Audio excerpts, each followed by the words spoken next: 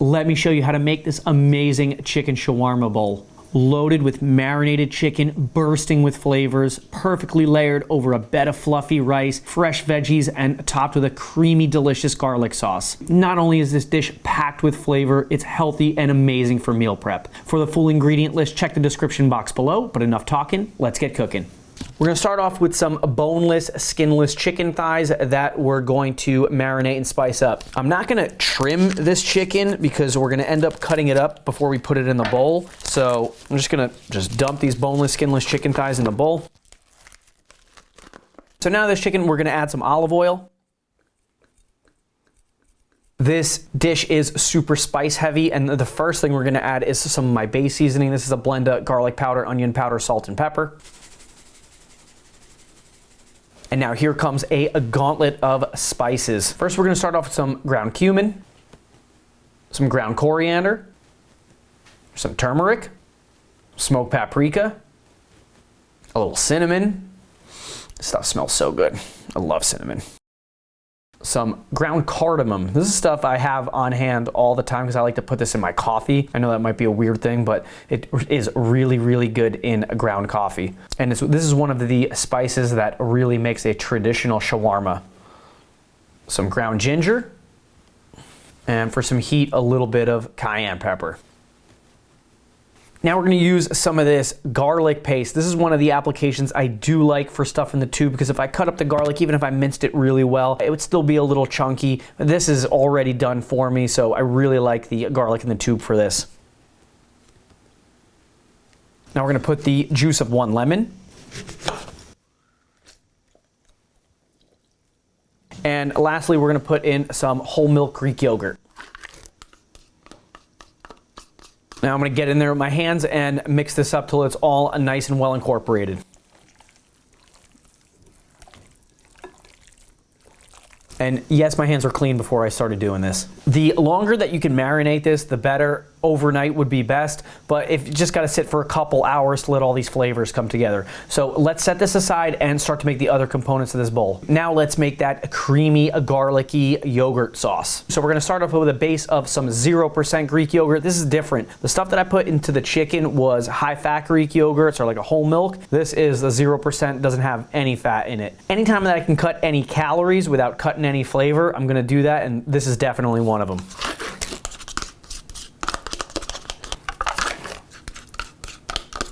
Now we're gonna take that same garlic paste and add this into the yogurt. I love garlic, so any place that we can use it, I'm game.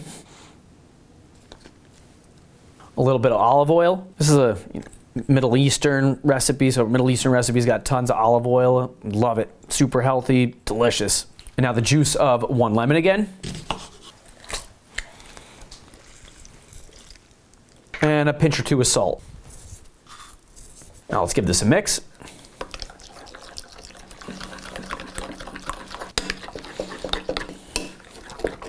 Now let's throw this inside a squeeze bottle. I really like putting this in a squeeze bottle, and you're probably thinking this is a lot of sauce for this dish. I find that this is a super multi-purpose sauce, so after the chicken shawarma is out, we're gonna put this stuff on everything. So I show this all the time, but the best way to get it inside a squeeze bottle is get a milk container, cut the top off, and now you got a super wide mouth funnel.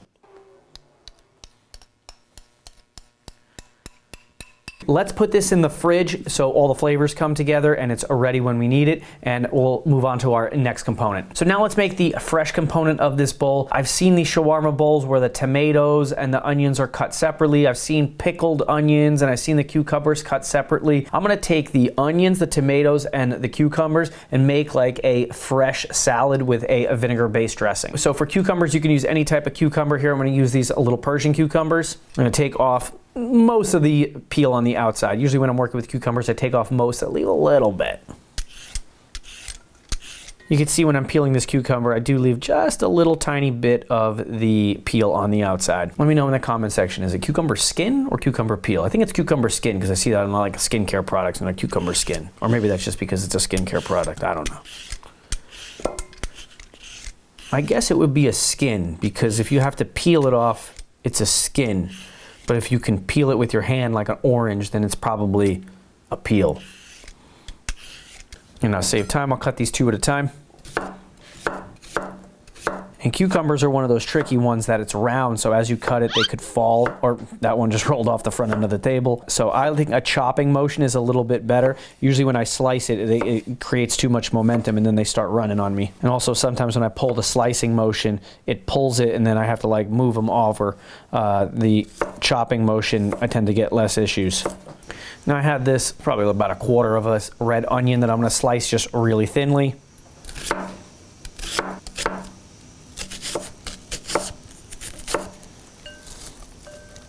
And now let's cut these tomatoes. So for the tomato, we're gonna cut it in half. We're gonna take off the little stem end of the tomato.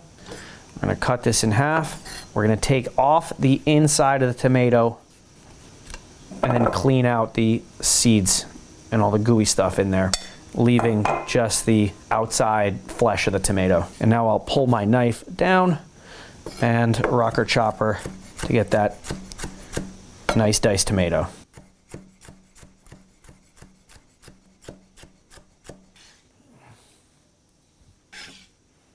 Now we're going to dress this salad up with a little olive oil, a little red wine vinegar, some of this Italian seasoning. You can use any dried green herb seasoning like herb de Provence. I just happen to have this Italian seasoning, so that's what I'm going to use. A little fresh ground black pepper and a pinch of salt. Now let's give this a mix. And this, just like the other components, we're gonna put in the fridge to let the flavors come together. The vinegar and the oil is gonna let out the flavor of all those dried spices. So this salad really is best after it's been sitting for a while in the fridge and it gets a little cold. The last thing we gotta make is this rice before we cook the chicken. So I got this basmati rice that I've already rinsed and soaked, so it's nice and clean. To that, we're going to add some chicken stock. You can use water, but anytime that I can use chicken stock or chicken broth instead of water just for extra flavor, I'm gonna do that. And I'm using the low sodium chicken stock because we're gonna add another ingredient that does have salt in it. And if you use the chicken stock or chicken broth that has full sodium in it, sometimes you can oversalt things if you're adding too many components. So that's why I always use my low salt. I can always add salt, but you can't take it out. To that, we're gonna add a little turmeric. That's gonna give us this nice yellow color. We're also gonna put in some powdered chicken bouillon. If you have the paste that I've showed in other episodes, you can also use that too. And that's where that salt's coming in. This stuff is pretty salty, so I wouldn't wanna have to add this to a full sodium chicken broth. It would be just way too salty for me. Also gonna put in a little olive oil, just a touch, and a little splash of this vinegar just to add some acidity and really make the flavors in this rice pop. Rice is such a simple dish, but it can be so delicious with just that little bit of oil, the right amount of salt, and just a touch of vinegar for acidity. So now we're gonna give this a cover and we're going to bring this up to a boil on the stove and then let it sit for a simmer and then give it about 10 minutes before we eat it to let it fluff.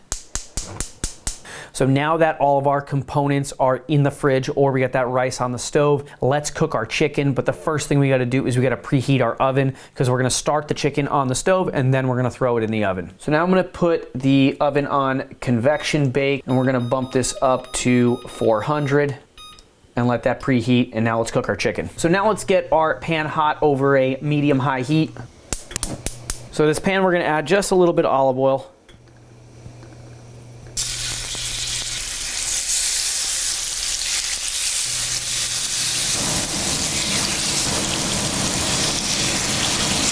We don't have to cook the chicken fully. We're just going for a brown color on the outside just to add some additional flavors. Then we're gonna put the chicken inside this baking dish and all the chicken's gonna go inside the oven so it can come up to temp. We're gonna cook the chicken in batches. So I got 6 of the chicken thighs in there, 6 over there. So once these 6 come out, I'm just gonna add a touch more oil and repeat the step one more time. But we gotta get these brown on both sides first. After a few minutes, we probably got a nice brown color. Take a look at that nice, beautiful brown color we got on there. That's about as far as we're gonna go. To give these a flip.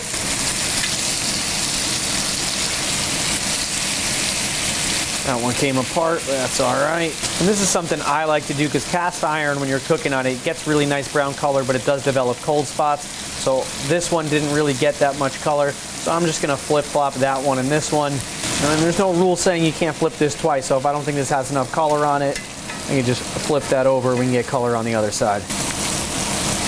Once I got some nice color on both sides of this chicken, we're gonna put these right inside this baking dish. We're not gonna clean the pan out, we're just gonna add a touch more oil.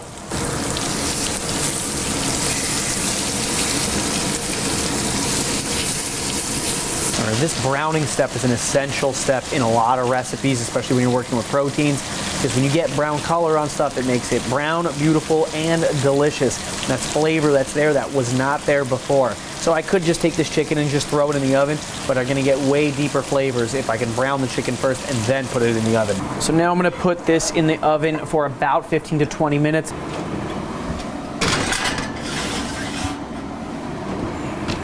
So our chicken's been in the oven for about 20 minutes. We're gonna pull it out, we're gonna let it cool before we cut it, and then we're gonna assemble our bowl.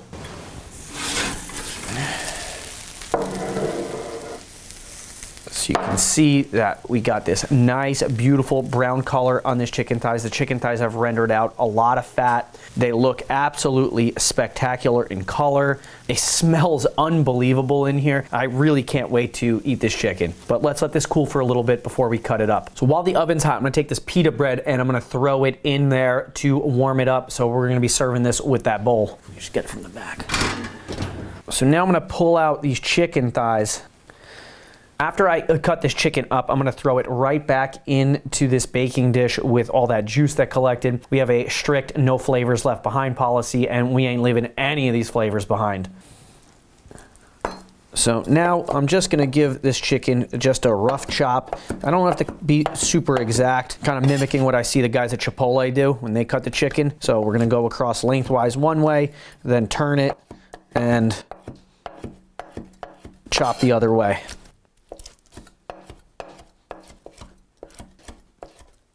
As I run out of room on my cutting board, take this and put this right back in there. But I'll do a couple just to save movements.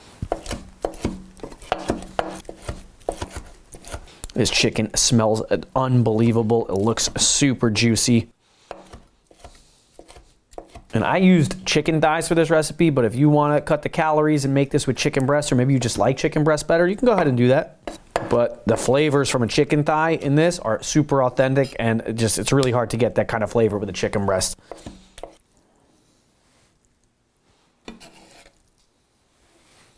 Now let's mix this all together, get all those juices all over this delicious spiced chicken. And I think this dish really highlights how amazing spices can be, because all the flavors on this chicken are just coming from all those assortment of spices we put on. It's really why I like Middle Eastern cooking. It's very spice heavy, and I love cooking with spices because it's a great way to add flavors without adding calories. Almost forgot one thing. We're gonna cut up some of this lettuce. You can use the pre-shredded stuff, that's totally fine. I like to cut my own lettuce because I think it gets that like pinkish tint to it when it's all pre-cut. I've never seen like good shredded lettuce out of the bag. So we're just gonna take this head of lettuce, I'm just gonna cut the end of it off and just give it just a quick rough chop. I'll do the same thing I did the chicken. Cut it one way and then cut it the other way. It's also how I cut the tomatoes. Cut it this way, cut it the other way. All right, now let's start building our bowl. All right, let's give this rice a little fluff with a fork. The rice is gonna help soak up some of the juice from the chicken, so we're gonna layer the rice in there, give the chicken a nice bed to sit in. Now we're gonna take that lettuce that we cut up and put that in there. And now this amazing tomato, cucumber, and onion salad. Give that a mix, make sure everything's well dressed before it goes in the plate.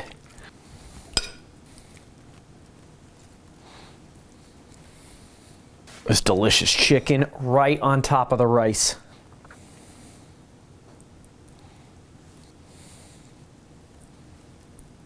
And now here's that creamy, delicious garlic yogurt sauce.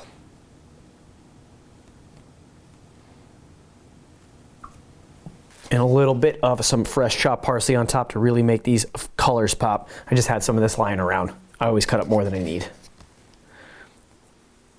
So now we got that warm pita bread out of the oven. I'm just gonna take my pizza cutter and cut it into little pieces. We'll take 2 of those. And the last thing we're gonna do is we're gonna put 2 of these little pickles in there. I love the touch of shawarma when they put the pickles in. It makes it super authentic. I also love pickles too. And now, how amazing does this dish look? I am super excited to try it. Let's try it and let's see how we did. Let's try to get a little bit of everything in one bite because it has all these components to it. So we're gonna get a little bit of the lettuce. We gotta go in for the rice and the chicken. And I think we're gonna take in one of these pitas and use it to help push everything onto the spoon. This is an unbelievable bite. Let's see how we did.